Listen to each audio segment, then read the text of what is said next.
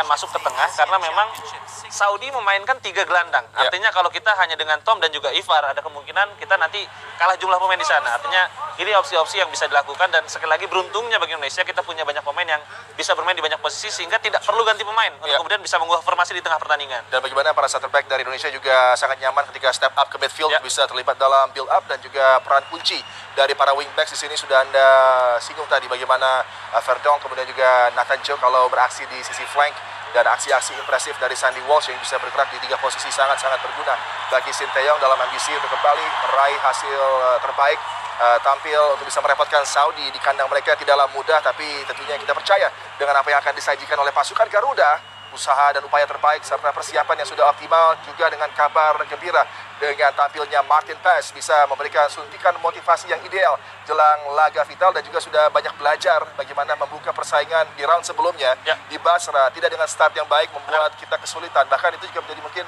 satu persaingan di mana kita lihat ada kelemahan yang begitu nyata dari misalnya Elkan Bagot ketika kesulitan sekali untuk bisa menutup kecepatan para pemain dari Irak di laga tersebut, pun juga dengan Yordi Amat. Ya, jadi memang kita mendapatkan banyak pelajaran berharga dalam 1 tahun terakhir ya, bagaimana cara kita kalah dari Irak di Basra, bagaimana cara kita kalah dari Australia ketika di Piala Asia. Kita tidak bisa bermain dengan terlalu naif, kita juga harus kemudian realistis dengan kualitas yang dimiliki oleh lawan.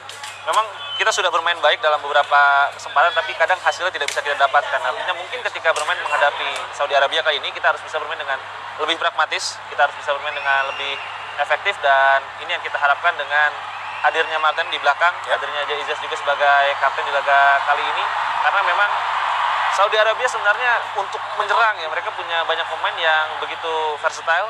Salem Al-Dawsari misalnya, di depan bisa bermain sebagai sayap kiri, sayap kanan, bahkan bisa bermain sebagai second striker. Dan kalau kita lihat memang yang paling menarik adalah pemilihan striker di laga kali ini, karena Abdullah Radif yang menjadi pilihan, ini pemain yang mencetak gol ketika menghadapi Republik Korea di Piala Asia, tapi sebenarnya secara match time, secara jumlah gol ini tidak terlalu meyakinkan sejauh ini, dan dia bisa menggeser posisi dari Firas Al-Buraikan.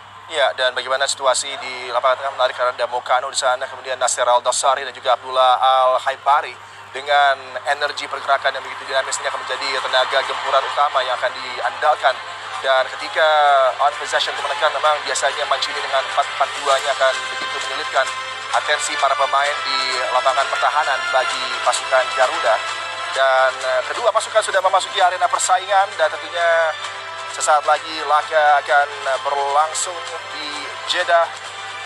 Kita juga melihat atmosfer yang begitu luar biasa tersaji di King Abdullah Sports City Jeddah dengan persaingan antara Saudi menghadapi Indonesia. Referee utama adalah Adam Muhammad yang merupakan referee asal Jordan yang juga menjadi wasit asing yang beredar di Liga 1.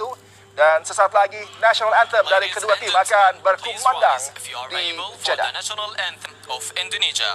سيداتي سادتي الرجاء الوقوف عند القدرة حيث سيتم الآن عزف النشيد الوطني لجمهورية إندونيسيا.